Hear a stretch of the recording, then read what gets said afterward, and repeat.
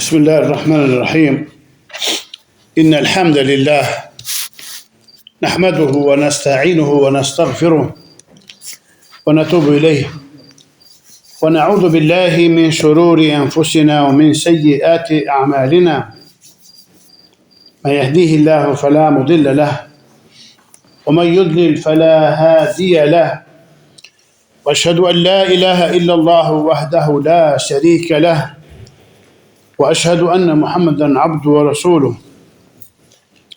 يا أيها الذين آمنوا اتقوا الله حق تقاته ولا تموتن إلا وأنتم مسلمون يا أيها الناس اتقوا ربكم الذي خلقكم من نفس واحدة وخلق منها زوجها وبث منهما رجالا كثيرا ونساء واتقوا الله الذي تساءلون به والأرحام إن الله كان عليكم رقيبا يا أيها الذين آمنوا اتقوا الله وقولوا قولا سديدا يصلح لكم أعمالكم ويغفر لكم ذنوبكم ومن يطع الله ورسوله فقد فاز فوزا عظيما. أما بعد فإنما أصدق الحديث كتاب الله وخير الهدى هدى محمد صلى الله عليه وآله وسلم وشر الأمور محدثاتها وكل محدثة بدعة وكل بدعة ضلالة وكل ضلالة في النار.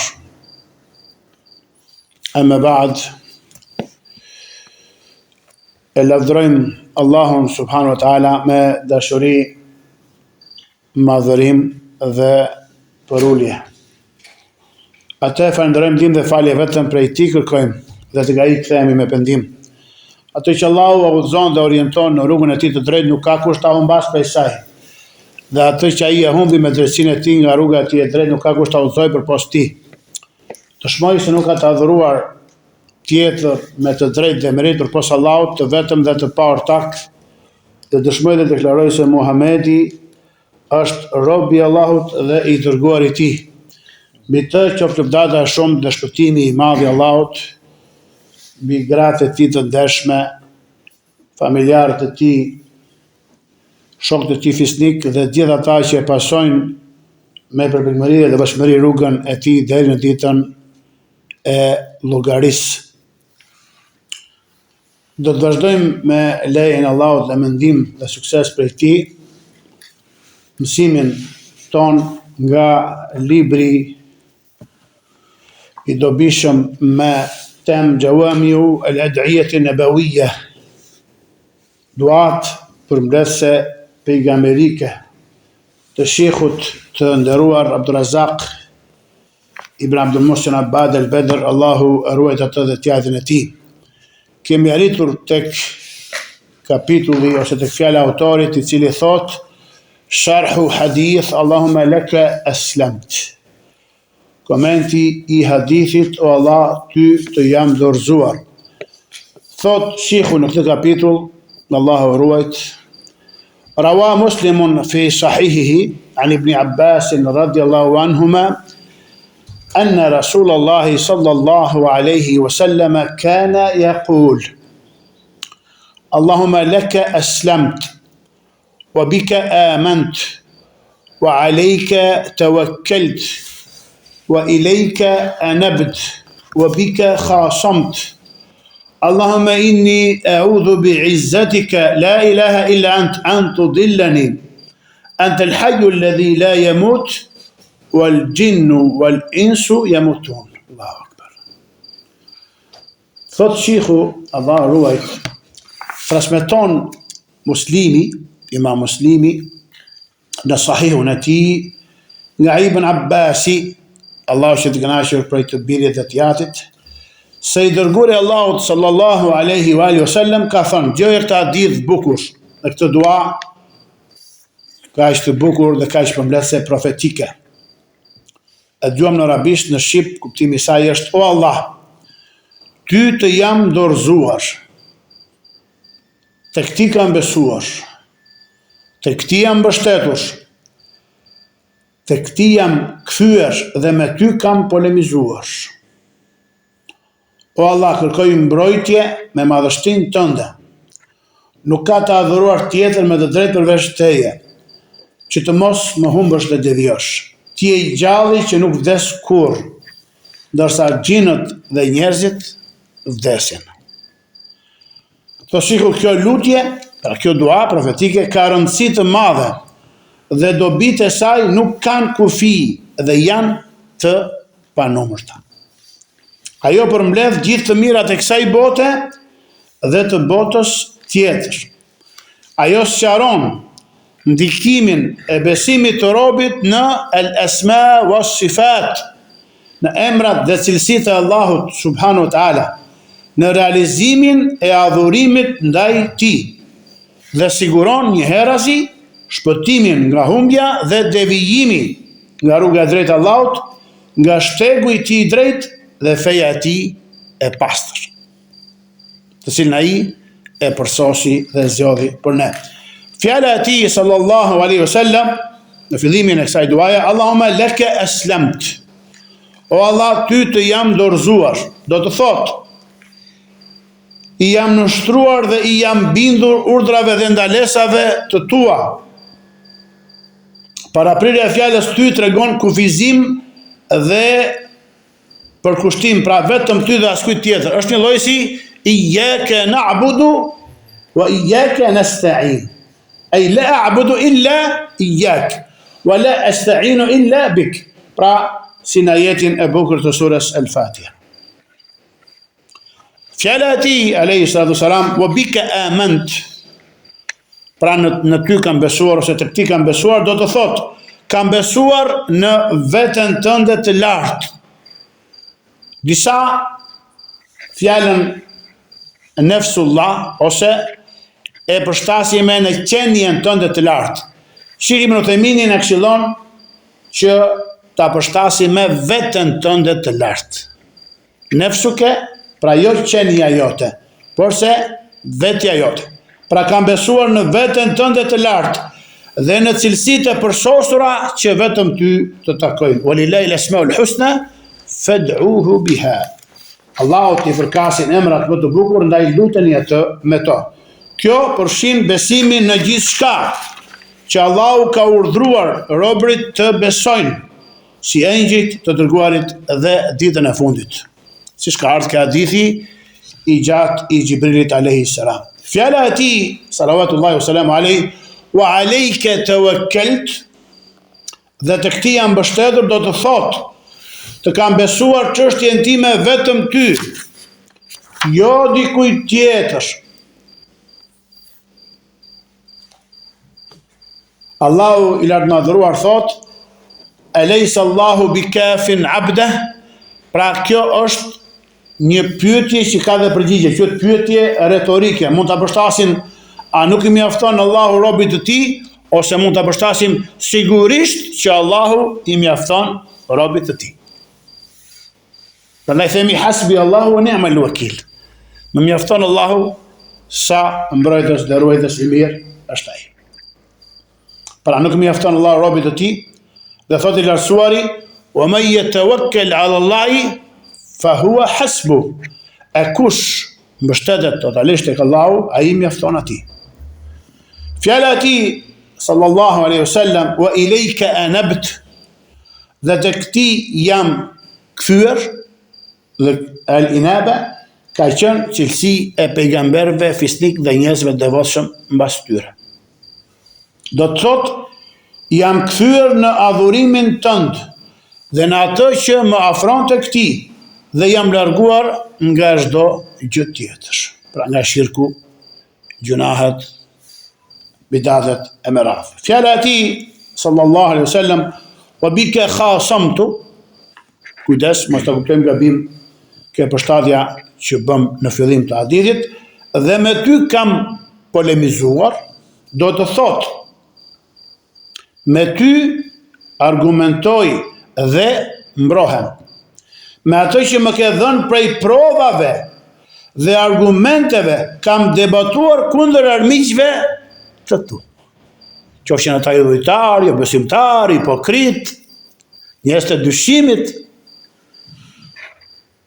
Pra me atë që më ke dhënë prej provave dhe argumenteve, kam debatuar kundër armiqve të tu, armiqve të fes, me argumente të forta dhe kam poshtur dhe mundur argumentet e tyre me prova të qëndrueshme. E gjithë kjo është nga kapja fort pas Allahut subhanahu wa ta'ala. Si thot në surën Al-Imran, wa man ya'tasim billahi faqad hudiya ila siratin mustaqim. Dhe kush kapet fort pas Allahut, pra pas fesë së tij, vërtet që ai është udhëzuar në rrugën e drejtë. Allah na bëf prej tyre. Se mos përdesim shpejt, ta flasim pak më nga dalë, mirë jemi me të fajet, është hadith shumë i bukur. Dhe unë do të tosha që këta hadith mos ta mbajmë vetëm këtë herë, po ta mbajmë dhe në një herë tjetër, në një mezhlis më të thjeshtë, më gjumë e po. Fjala e tij sallallahu alaihi wasallam ku thot Allahumma inni a'udhu bi'izzatik. O Allah, unë kërkoj mbrojtje me madhështinë tënde. Është kërkim mbrojtje me një nga cilësitë e Allahut, që është madhështia, el-izza, izzatullahi subhana. Madhështia në thelb do të thot forcë, ashpërsi, mbizotrim dhe fuqi, thot Sheikh Abdulrazak. Pra shifaj që një cilësi e Allahut në arabisht nuk mund ta përshtasim ne me një emër në shqip, sepse pas ka 4 kuptime. Pra kujdes ata që përshtasin apo përthejnë emrin e cilësitë të Allahut në shqip apo në një gjuhë tjetër një emër për një emër. Të jenë shumë kujdesshëm. Do të kthehen pranë për këtë gjë në fjalët e dietarëve, në fjalët e selefëve, në komentin e selefëve, në akiden e selefëve, se ndryshe do të gabojnë. Prandaj çdo kush mund të përkthej libra në çështjet e akidës, e sidomos në esme o sifat, pa studiuar akiden e selefëve. Edhe nëse e njeh mirë gjuhën arabe, nuk mjafton. Do të njohësh akiden e selefëve. Pra, madhështia në thelb, el-izza, do të thot forcë, ashpërsi, mbizotrim dhe fuqi. Allahu i lartëmadhëruar thot: "Walillahi al-izzatu wa li rasuli wa lil mu'minin walakin al-munafiqina la ya'lamun." Sura al-Munafiqun. Allahu i përket e gjithë madhështia. El-istighraq. Eli në shquese, që është e kemrat e Allahu subhanahu wa taala, tregon gjithë përfshirje. Do më thënë ati përket forca dhe mbizotrimi. Fjala ati la ilaha illa ant, pra nuk ka ilah tjetër përveç teje, është dëshmi dhe pohim i tauhidit Allahut. Dhe kuptimi i saj është nuk ka të adhuruar tjetër me drejt përveç, pra nuk ka të adhuruar tjetër me drejt përveç Allahut subhanahu wa taala. Fjala ati an tudillani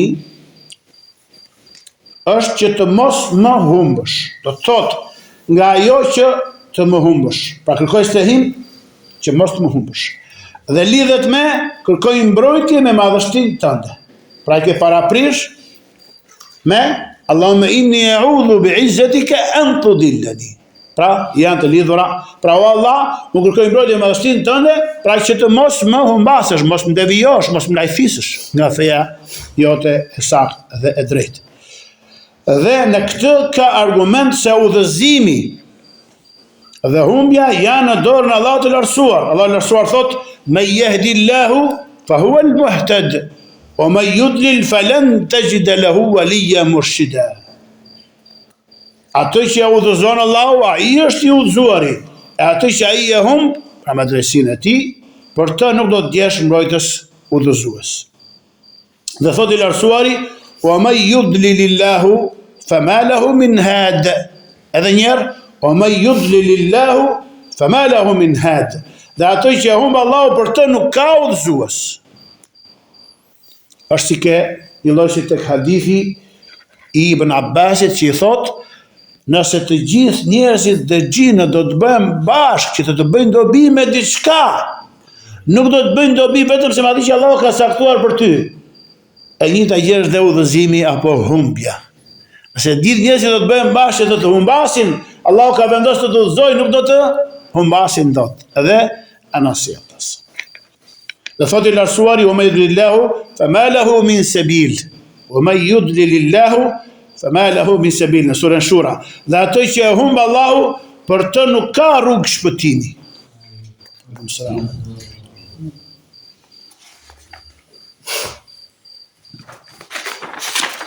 Dhe thot i lartësuari: këtë doj e hum dhe këtë doj e vendos në rrugën e drejtë. Pra, me jeshe illahu yudlilh, o me jeshe yaj'alhu ala siratin mustaqim. Këtë doj Allahu e humbet dhe këtë doj e vendos në rrugë të drejtë. Allah në vë për atyre që vendos në rrugë të drejtë. Fjala e tij sallallahu alaihi wasallam, anta al-hayyu alladhi la yamut. Shi sa bukur është kjo fjalë. Allahu la ilaha illa hu al-hayyu al-qayyum. Ti i gjalli që nuk vdes kurr, është lavdërim për Allahun me një nga cilësitë e tij të përsosura, që është jeta e plot dhe e përsosur, e pastër nga mangësit dhe nga shuarja. Pra nga fundi. Përmendja nga profeti sallallahu alaihi wasallam e emrit Allahut i gjalli, el Hayy, për t'u afruar me të tek Allahu që ta shpëtoi nga humbja, tregon se besimi i robit në këtë emër madhështor është nga shkaqet më të mëdha për jetën e zemrës së tij dhe shpëtimin nga humbja. Edhe një herë. Përmendja nga profeti sallallahu alaihi wasallam e emrit Allahut el Hayy i gjalli për t'u afruar, pra tawassulan, për t'u afruar me të tek Allahu që ta shpëtoi nga humbja, tregon se besimi i robit në këtë emër madhështor është një nga shkaqet më të mëdha për jetën, pra që zemra e tij jeton, ka gjallëri, ka jetë, për jetën e zemrës së tij dhe shpëtimin nga humbja. Sepse ai që drejtohet Allahut me dua, ky ka shtu nga humbja. Ai që bën tawassul, kërkon të afrohet tek Allahu me emrat se si dhe ti, ky ka shtu nga humbja. Jo sikur i dhujtarët, që lusin të tjerë për posti dhe kapen mbas rrjedhës së merimangës. Kjo është nga shkaqet më të mëdha që të afrojnë tek Allahu, por me realizimin e besimit në këtë emër, kuptimin e domethënies së tij dhe zbatimin e asaj që ai kërkon prej adhurimit sinqert, për ulësisë dhe nështrimin ndaj Allahut të plot begatit e të lartësuarit. Pra, nuk mjafton vetëm të thuash çfarë, ja Hayy, por duhet pra të kesh dituri rreth këtij emri, sepse e dëgjojmë në dhikrin apo në duan që bëjnë sufistat. Hayy, ose hu. Ndërkohë që çfarë, ata nuk e sillin në një frazë të plot edhe të përsosur me kuptim sikur lutet pejgamberi sallallahu alajhi wasallam. Ente al-hayyu alladhi la yamut. Ky është tauhidi. Jo vetëm të thosh Hayy, sikur bëjnë sofistat në gjithë botën islame, Allahu subhanahu wa taala. Fjala e tij dhe wal jinnu wal insu yamutun, fjala e tij dhe xhinët dhe njerëzit vdesin, është theksim se Allahu i lartësuar është i vetmi me jetë të plot, dhe se mbështetja duhet të jetë vetëm tek i gjalli që nuk vdes kurrë. Ndërsa të gjallët që vdesin nuk mund të mbështetesh tek ata. E si të mbështetesh atëherë tek të vdekurit dhe të varrosurit. Si veshiku pra e lidh çfarë? Të jep edhe dituri dhe fiqh, edhe të përforcon në tauhid dhe të paremron nga shirku edhe nga al-quburiyun, adhuruesit e varrave. Çdo gjë tjetër përveç Allahut nuk del nga tre gjendje, thosh ju. Ose është i gjallë që do të vdes, më e mend, ose i gjallë që tashmë ka vdekur, ose është sendi ngurt, pa jetë, dhe të gjithë këta nuk meritojnë asgjë nga adhurimi dhe tawakkuli, mbështetja. Allahu i madhruar thot: "Wa tawakkal 'ala al-hayy alladhi la yamut, tusabbih bihamdi." Është në ajeti. Por sa shihur argumentuar vetëm me të pjesë të ajetit. Dhe mbështetu tek i gjalli që nuk vdes kurrë. Ai nuk mbraktis. Ai nuk lëm balt. Ai të mjafton. La ilaha. Dhe thot i lartësuari, Allahu la ilaha illa hu al-hayy al-qayyum. Kush është ajeti më madhështor në Kur'an? Ajeti Kursi, sepse pikërisht fillon domethënë me këtë hapje të bukur. Allahu la ilaha illa hu al-hayy al-qayyum la ta'khudhuhu sinatun wala nawm. Allahu nuk ka të adhuruar tjetër me drejt përveçti i gjalli i përjetshëm. Ose al-Qayyum thot që vetë ekzistuesi, që mban veten e tij, kurse ne kemi nevojë për të.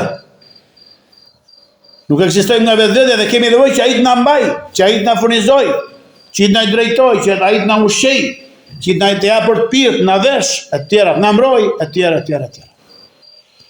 Ka thënë Nawawi, Allahu mëshiroft, kuptimi i fjalës jam dorëzuar, është jam nënshtruar dhe jam bindur urdhrave dhe ndalesave të tua. Leke aslamt.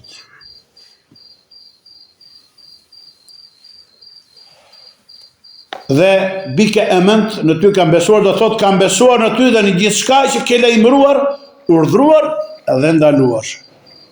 Wa ilayka anabt, dhe tek ti jam kthyer, do thot jam bindur dhe jam kthyer në adhurimin tënd, pra jam përqendruar në të. Udkhulu fi silmi kafatan, hyni në islam tërësisht. Pa ti jesh i përqendruar në islam. Ashtu gjithashtu se kuptimi është jam kthyer tek ti në rregullimin e çështjeve të mia. Domethënë ti kam besuar ato vetëm ty. Fawwadtu amri ilayk. Ty ti kam dorëzuar dhe besuar të gjitha çështjet e mia. Dhe fjala ti o bikra khasamt, dhe me ty kam polemizuar, do të thotë me ato që ti më ke dhënë nga provat dhe fuqia, kam polemizuar kundër atyre që kundërshtojnë në lidhje me ty dhe nuk besojnë në ty. Wa ilayka hakamt, dhe të këti jam gjykuar, kuptimi i saj është, çdo që mohon të vërtetën, e kam gjykuar tek ty, dhe të kam bërë ty gjykatës mes meje dhe ti. Jo dikë tjetër për atyre të cilët gjykoheshin në kohën e ignorancës, të xhelietit, e të tjerët si tek idhujt, fallxorët, zjarri, shejtani dhe të tjera. Nuk pranoj vesh gjykimin tënd dhe nuk mbështetem në gjë tjetër. Pastaj në këtë lutje, në këtë dua, gjendet përmbledhja e saj me të cilën arrihet shpëtimi i robit nga humbja. Nëse dikush thot, shiveshiku bën dhe pyeti.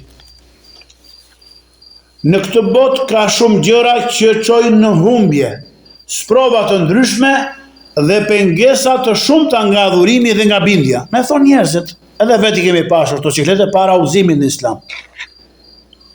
Ose njerëzit që duan rrugdalje, rrugëzirje, duan ilaç për këto problemet e tyre sociale, apo shëndetësore, apo shoqërore, apo ekonomike. Pra në këtë botë ka shumë gjëra që çojnë në humbje, sprova të ndryshme dhe pengesa të shumta nga adhurimi dhe bindja. Atëherë si të shpëtoj nga humbja? I thuhet atij,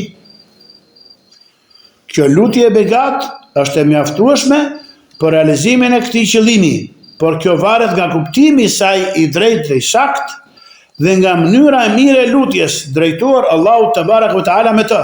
Pra shpëtimi nga devijimi, siç tregon kjo lutje, arrihet përmes dy çështjeve. Çështja e parë, strehimi i sinqert tek Allahu, që ai ta mbrojë robën e tij nga devijimi, duke qenë i bindur se gjithçka është në dorën e tij dhe në drejtimin e tij. Pa shive sa nevojë kemi që të mësojmë al-asma wa sifat, emrat e bukur të Allahut dhe cilësitë e tij të larta. Ka thënë pejgamberi sallallahu alaihi wasallam, kërkoj mbrojtje me madhështinë tënde, nuk të adhuruar tjetër më drejt përveç teje, që të mos më humbasësh tije, i gjalli që nuk vdes kurrë, ndërsa xhinët dhe njerëzit vdesin. Pra çështja është në dorën e tij, i përsosuri nga të metat. Me yahdi Allahu fa huwa al-muhtadi wa man yudlil fa ulaika humul khasirun. Atë që udhëzon Allahu, siç ka ardhur në Kur'anor, atë që udhëzon Allahu, ai është i udhëzuari. Atë që e lën në humbje, të tillët janë ata të humburit dhe të shkatëruarit. Në hadithin kudusi, ai i madhruar dhe lartësuari thot: të gjithë ju jeni të humbur, përveç atij që unë e udhëzoj, kullukum dallun illa man hadaytuhu fastahduni ahdikum. Për hadithin kudusi,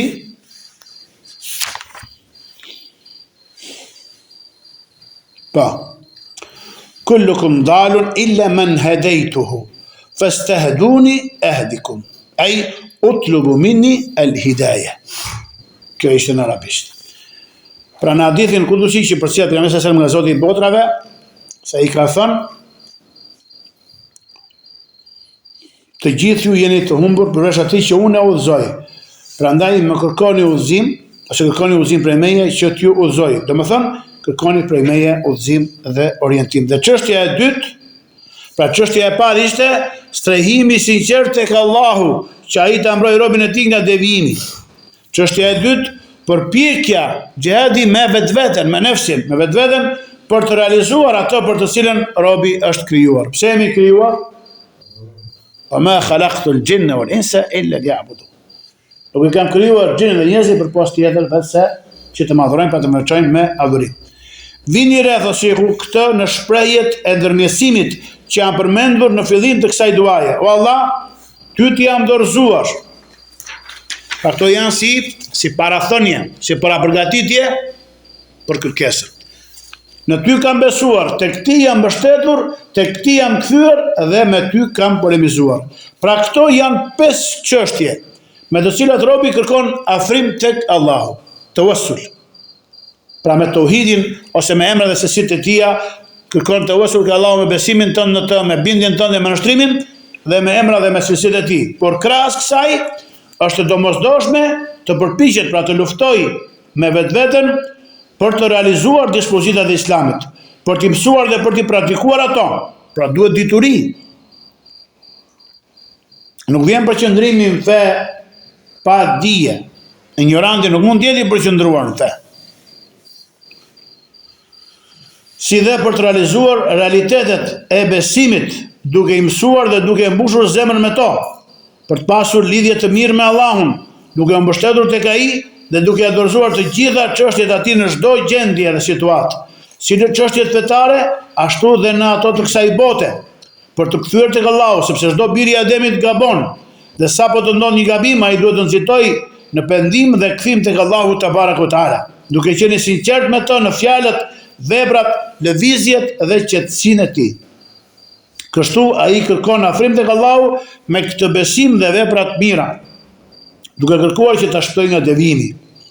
Një shembull i ngjashëm është ajo që tregon fjalë Allahu të lartësuar ku thotë në Kur'anin Fisnik: "Fa amma man a'ta wattaqa wa saddaqa bil husna fasanuyassiruhu lil yusra. Wa amma man bakhila wastaghna wa kadhaba bil husna fasanuyassiruhu lil usra." E sa i përket atij që jep lëmosh, ruhet pra nga zemrimi i Allahut dhe beson në më të mirën, kanë thënë në fjalën la ilaha illallah, ne do t'i lësojmë atij më të lehtën, ndërsa ai që është koprac, e sheh vetë të pavarur, pra s'ka nevojë për Allahun dhe adhurimin e tij, dhe përgjigjëstron më të mirën, ne do t'i lësojmë atij më të vështirën. Surat Al-Lejl. Kështu pra, janë bashkuar 2 çështje. E para, mbështetja tek Allahu, përmirësimi i kthimit tek ai dhe kërkimi i udhëzimit prej tij, sepse gjithë çështja është në dorën e tij, i përsosuri nga të metat. Çfarë do Allahu bëhet, e çfarë nuk do, ai nuk bëhet. Për këtë arsye sahabët ridwanullahi alejhim thoshin, ka qenë thuhet Hasan ibn Thabit, një nga sahabët fisnik dhe ka qenë dhe poet, që kërkonte sahabët e Mesram të furtën një poezi të bukur, ose gjatë udhëtimit për xhihad, ose duke punuar, pra që ti ngrinte moralin e sahabëve. Thoshin, po të mos ishte Allahu, ne nuk do të ishim udhëzuar, nuk do të agjironim dhe nuk do të faleshim. Dhe në transmetim tjetër kësaj poezie ka thoshin, as nuk do të jepnim sadaka dhe as nuk do të faleshim. Pra nuk ja atribuonin udhëzimin, namazin, agjirimin, zakatin, sadakan vetëve të tyre, apo fisit të tyre, aftësive të tyre. Laulallahu ma ihtadayna wa ma sallayna wa la zakkayna wa la tasaddaqna wa la sallayna. Pra çështja është në dorën e Allahut, ai udhëzon këtë doj në rrugën e drejtë. Dhe kjo është mirësia e tij ndaj kujt do doj prej robëve të tij subhanahu wa taala. E dyta, marrja e shkaqeve, bërja e shkaqeve të lejuara shariatike, me të cilat arrihet udhëzimi. Pra dha, u ruaj nga zemrimi i Allahut dhe besoj. Këto janë shkaqe që robi i vepron dhe përpiqet me veten e tij për të realizuar ato. Ka hadithi i Abdullah ibn Mas'udit, ku tha pejgamberi selam, çfarë? Ka njerëz që çfarë do të bëj vepra prej veprave të xhenetit. Ai sa midisni dhe me xhenetit do të jetë një parakrah. Do ta parapri atë, ai që është caktuar për të, do të bëj vepra prej veprave të banorëve të zjarrit, derisa të hyjnë të. Dhe ka njerëz që do të bëjnë vepra prej veprave të banorëve të zjarrit. Derisa midisni dhe zjarrit nuk ka mbetur vetë i parakrah. E paraprin atë ai që është caktuar për të, do të bëj vepra prej veprave të banorëve të xhenetit derisa të hyjnë të. Çfarë thanë sahabët? Thanë atëre ti lëm veprat edhe ti mbështetemi kësaj që është shruar për ne. Çfarë tha?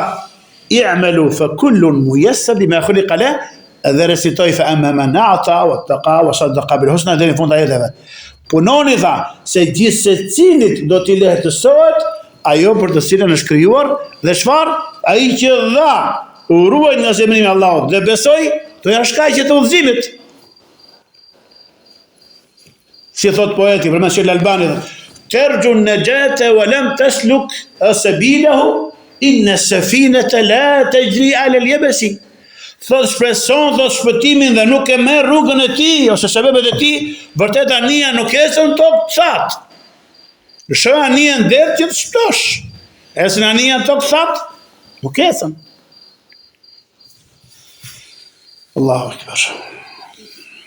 Pra, këto janë shkaqe që robi vepron dhe përpiqet me veten e tij për të realizuar ato.